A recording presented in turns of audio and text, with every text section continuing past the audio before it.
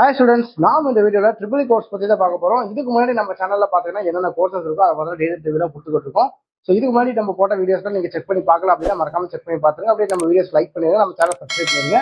அவங்க வீடியோக்குள்ள போகலாம். ஸோ இந்த ட்ரிபிள் கோர்ஸ் அதாவது பார்த்தீங்கன்னா எலக்ட்ரிக்கல் எலக்ட்ரானிக்ஸ் இன்ஜினியரிங் அப்படின்னு சொல்லுவாங்க. இந்த கோர்ஸில் நீங்கள் எதை பற்றியெல்லாம் படிப்பீங்க அப்படின்னு பார்த்தோம்னா power transmission, power generation, distribution of electricity, இதை பற்றிலாம் படிப்பீங்க. அடுத்ததாக பார்த்தீங்கன்னா எலக்ட்ரிக்கல் மிஷின்ஸ்லாம் அதுக்கு பார்த்தீங்கன்னா அதாவது மோட்டர் ஜென்ரேட்டர்லாம் சொல்கிற மாதிரி இதை பற்றி படிப்பீங்க. ஸோ அடுத்ததாக பவர் சிஸ்டம்ஸ் அண்ட் எனர்ஜி, இதை பற்றிலாம் படிப்பீங்க.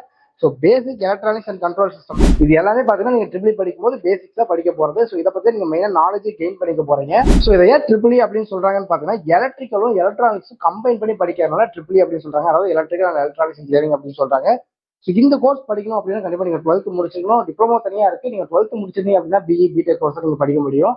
ஸோ அதுக்கு பார்த்தீங்கன்னா மேத்ஸ், பிசிக்ஸ், கெமிஸ்ட்ரி இந்த ஸ்ட்ரீம் நீங்கள் படிச்சிருந்துருக்கணும். ஸோ நீங்கள் இந்த ட்ரிபிள் கோர்ஸ் படிக்கிறீங்க அப்படின்னா என்ன சப்ஜெக்ட்ஸ்லாம் வரும் அப்படின்னு பார்த்தோம்னா உங்களுக்கு எலக்ட்ரிக்கல் மிஷின்ஸ் வரும், பவர் சிஸ்டம்ஸ் வரும், circuit theory, control systems, power electronics, measurement and instrumentation, microprocessors and microcontrollers, analog and digital electronics, renewable energy systems, electrical drives and automation, இந்த மாதிரியான பல கோர்சஸ் உங்களுக்கு வரும்.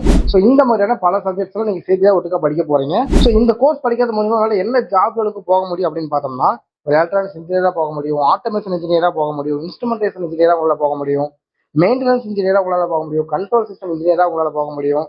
அது இல்லாமல் கவர்மெண்ட் சைடும் உங்களால் வேலைக்கு போய்க்க முடியும். ஐஎஸ்ஆர்ஓ இருக்கு, ரயில்வேஸ் இருக்கு, இந்த பக்கம் உங்களால் வேலைக்கு போய்க்க முடியும். ஸோ சேலரி பேக்கேஜ்ல என்ன கிடைக்கும் அப்படின்னு பார்த்தோம்னா ஆவரேஜா பார்த்தீங்கன்னா உங்களுக்கு 3 ஒரு 6 lakhs வரைக்கும் ஒரு ஸ்டார்டிங் சேலரி உங்களுக்கு கிடைக்கும். ஸோ அதுக்கு மேலே உங்களோட ஸ்கில்ஸ் எவ்வளோ இருக்கோ அதுக்கேற்ற மாதிரி உங்களுக்கான சேலரி கண்டிப்பாக இருக்கும். ஸோ இந்த ட்ரிபிள் படிக்கிறது உங்களுக்கு படிக்கலாமா வேணாமா அப்படின்றது உங்களுக்கு நிறைய பேருக்கு இருக்கும். இந்த ட்ரிபிள் படிக்கிறதுனால என்னென்ன பெனிஃபிட்ஸ்லாம் இருக்கு அப்படின்னு பார்த்தோம்னா ஸோ ரினியூவபிள் எனர்ஜி, அதாவது பவர் இல்லாமல் எலக்ட்ரிசிட்டி இல்லாமல் எதுவுமே ரன் பண்ண போறது இல்லை. ஸோ ட்ரிபிள் படிக்கிறீங்க அப்படின்னா ரொம்ப வேல்யூபிளான ஒன்றா தான் இருக்க போகுது. ஸோ முக்கியமாக பார்த்தீங்கன்னா இப்போ எலக்ட்ரிக் வெஹிக்கிள்ஸ் நிறைய வந்துச்சு. இது எல்லாத்துக்குமே தேவை எலக்ட்ரிசிட்டி தான். அது மட்டும் இல்லாமல் வீட்டுக்கு இருக்கிற ஒவ்வொரு அப்ளிகேஷன்ஸாக இருக்கட்டும், இந்த மொபைலாக இருக்கட்டும், இல்லை இந்த வீடியோ செட் பண்ணிட்டு இருக்கிற கேமராவாக இருக்கட்டும், எல்லாத்துலேயும் பவர் நமக்கு தேவைப்படுது.